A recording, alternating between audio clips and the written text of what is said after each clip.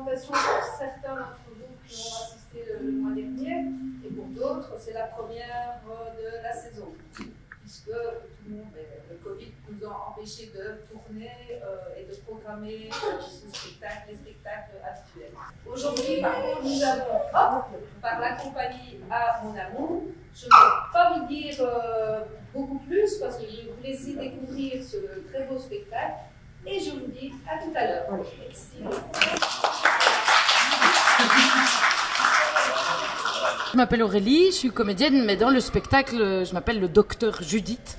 Et donc, nous, le spectacle s'appelle Hop, de la compagnie À Mon Amour. Je m'appelle le docteur Judith. Je suis chef de service à l'hôpital des enfants Reine Elisabeth.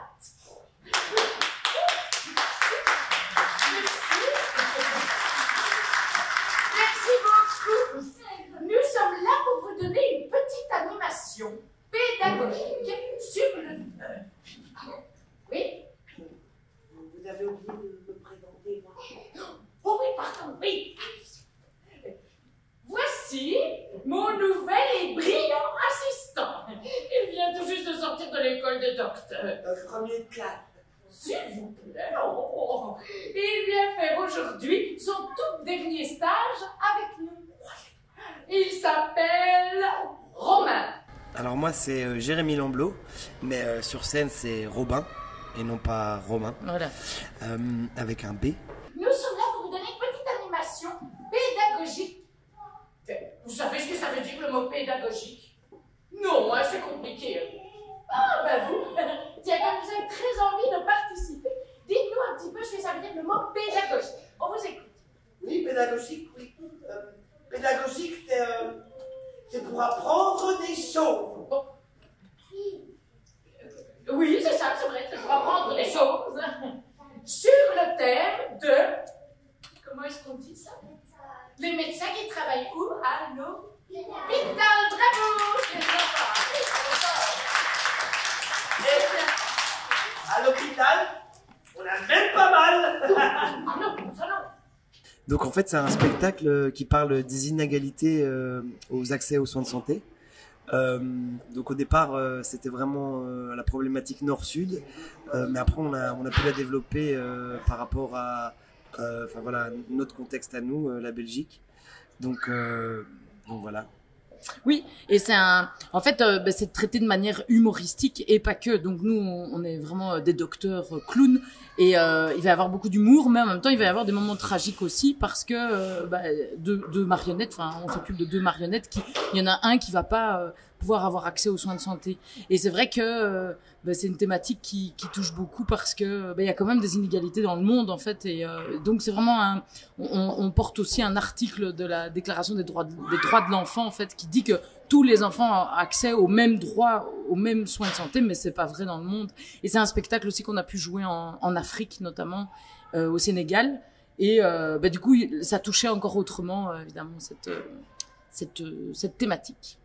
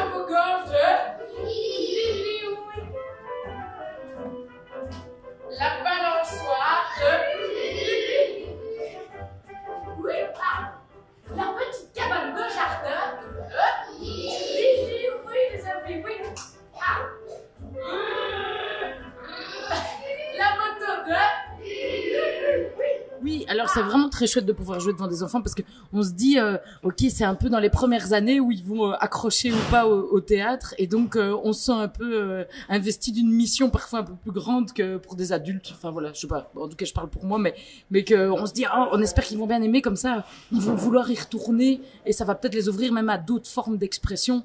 Et voilà, donc c'est très chouette. Et puis après, ce qui est gai avec les enfants, c'est qu'ils sont sans filtre. Ils restent pas bien assis, bien sages et bien, comment je vais dire, bien en silence. Ils réagissent. S'ils aiment bien, on le voit tout de suite. S'ils aiment pas, on le voit tout de suite aussi. Donc nous, on est, il faut réagir à ça aussi. Donc il y a quelque chose qui se passe vraiment sur l'instant.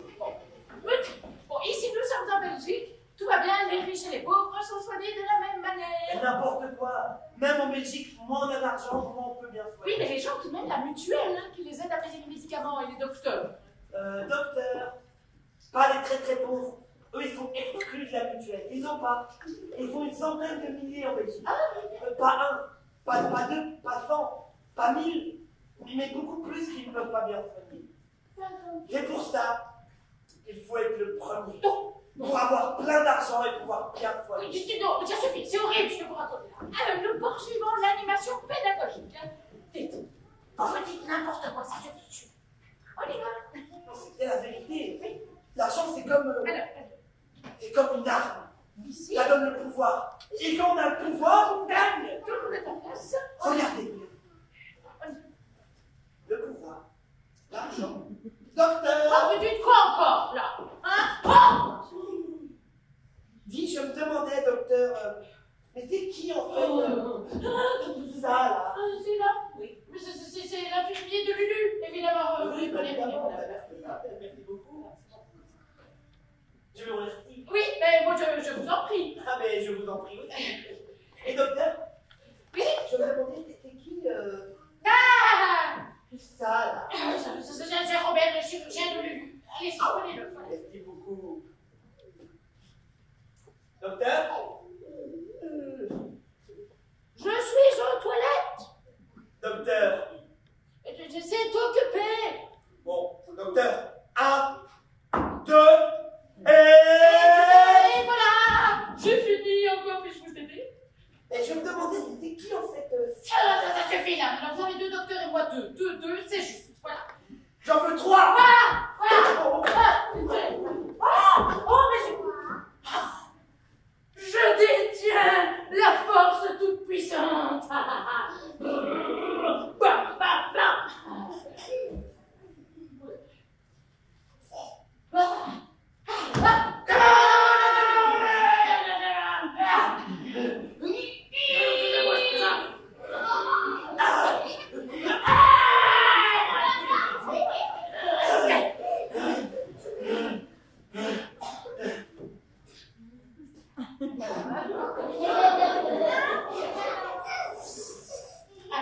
Rendez-moi des docteurs.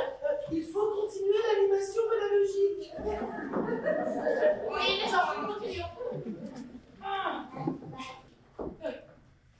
Ne t'inquiète pas, on va trouver une solution. On va t'aider, on va... Oh, monsieur ici, monsieur. L'opération de Lulu commence. Oui, mais je vais vous expliquer. Non, c'est une zone stérile. Votre présence est dangereuse pour Lulu. Ah oui, pardon, pour Lulu, c'est vrai. Lily, ne me regarde pas comme ça. Toute seule, moi, je peux pas t'aider. Ah, madame, ici. Est-ce que vous êtes passé par l'administration? Non.